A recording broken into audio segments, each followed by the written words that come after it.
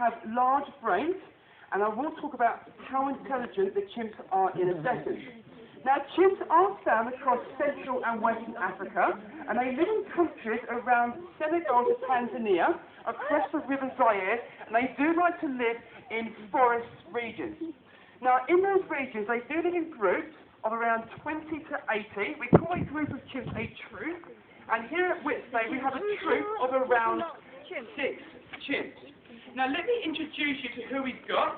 So just waiting really patient over on the left, just going to get the food right now. This is Coco, one of my personal favourites. She has favourites here. So that's the lady that throws the apples to the chimps. Boys, I don't know.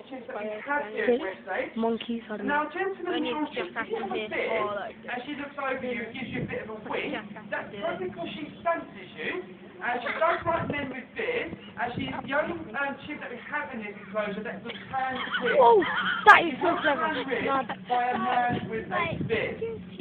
Now, just right in front of us, just turning his back and sort of putting his hand up now and going, come on, hurry up, I want some more food. Oh man, this guy's so clever. Now, Nicky is the dominant male of the group. He's 28 years old, and gentlemen, again, we'll pick on you. If you think you're strong, you're nothing compared to Nicky. Nicky is about 6 times stronger than the average man, and you would never ever want to go in an arm wrestling competition with him. Now, just getting the pair now, this is Elvis, that is Nicky's son, and as you can see, he's got 2 prints that he just got the pair, so he's going to push him around a little bit. But Elvis is very, very cheeky, especially at his age. He's only 10 years old, and he does have to throw his weight around a little bit, but the other chimps in the enclosure do put him back in his place. He is the bottom of the group at the moment. Now, this cartoon down there are brilliant. It's a great example of that. Isn't that clever to get on? And just running over the back now, this is Bonnie. Now, Bonnie is 26, and she is the most intelligent chimp that we have here at whipsnade. Is he holding his hand? And I'll tell you how intelligent she is right in a second. Now, you notice that Nappy Day is giving our chimps a mid-morning snack. We always feed them some apples and pears around 11 o'clock. And in the morning, we do give them a range of vegetables, such as parsnips and broccoli. Put your hands up if you like parsnips and broccoli. Kind of. Quite a few hands have gone up. I like parsnips and broccoli, but our chimps absolutely love it. Oh, does not look too impressed there. Do you, Nicky? And in the evening, wow, we good. Oh! They just fired. They just fired. So, in the evening, we do give them fruit, we give them apples and pears, and sometimes peanut butter, rubbed on paper. They love spending hours just licking off the peanut butter, especially Coco. She's so fond of peanut butter. And as a treat, we might give them peanut butter and jam sandwiches. Now, in the wild, chimps do eat meat. In fact, 5% of their diet does consist of meat. But here at whipsnade, we do not give them any meat at all because it can increase aggression. So we give them something called a protein pellet, which provides them as a substitute for the protein that they would get in the wild. Now, as I've already mentioned, that chimps are got large brains and they're very, very intelligent. And then actually, do you have any more left in there at all? Yeah. Okay, so do you mind throwing one in the moat for me and seeing what they will do? Now, sometimes we do it on purpose. I mean, that's too easy. If you can't do it, don't worry. But sometimes, if the fruit goes into the moat, the chimps are able to use tools to be able to try and get the food that's being thrown in there. Come on, boy. Now, they use tools such as twigs, and you might just sort of feel that like a minute has a twig in his mouth. And what happens is he goes in the enclosure, he finds the twig that's the correct size, and he goes over to the water, and Bonnie as well is very good at doing this, and they get it and they try to fish it out. So they're very, very good at spot of fishing. Now, chimps do use tools in the wild to get their food. It's really, really crucial for them. Chimps have been observed picking up a stone and getting a nut and then cracking a stone on top of that, trying to get it open, which is remarkable. Also in the wild, they do like to eat termites. So sometimes chimps have been observed, this is quite recent science this, they get a twig, they put it inside of a termite nest now, they pull it out, they might get about 15 termites on there. They put it into their mouth, and they pull it all off, they really enjoy doing this. But this is where they're really, really clever. They might get the twig now, and they might chew the end of it, and make it into a brush, they then put that into the termite nest now, they pull it out, and they might get 30 to 40 termites on there.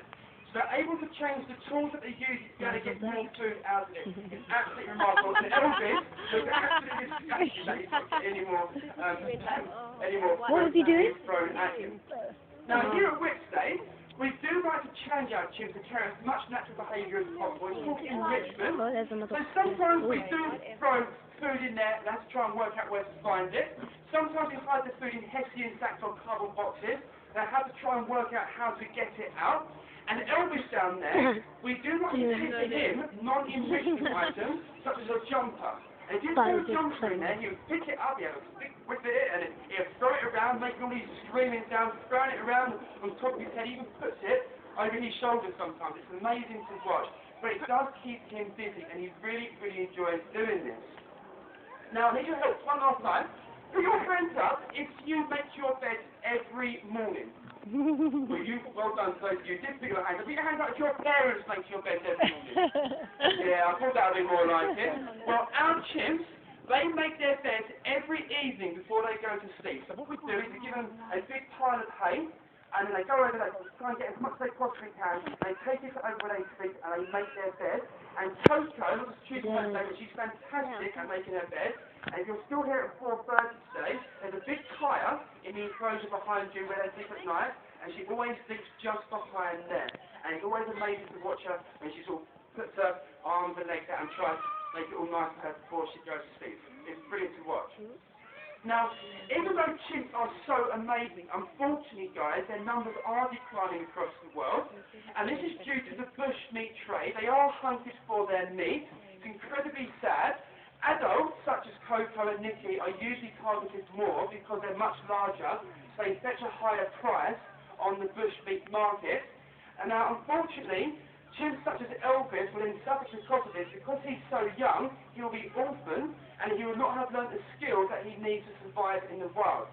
And if I was to tell you that in one European airport in France, 270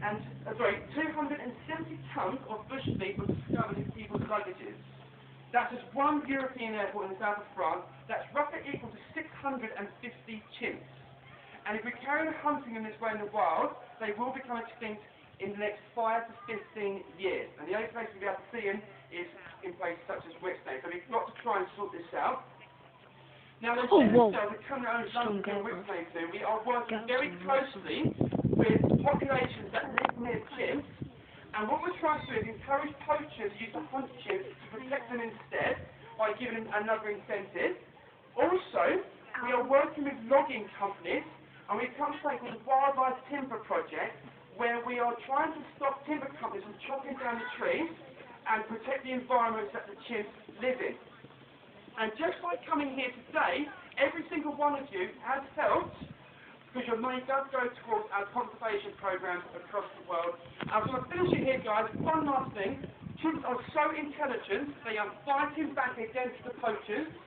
They're able to see the traps that have been laid out for them, and they remove them and throw them away to protect the others in their populations, in their troops. I think it's amazing.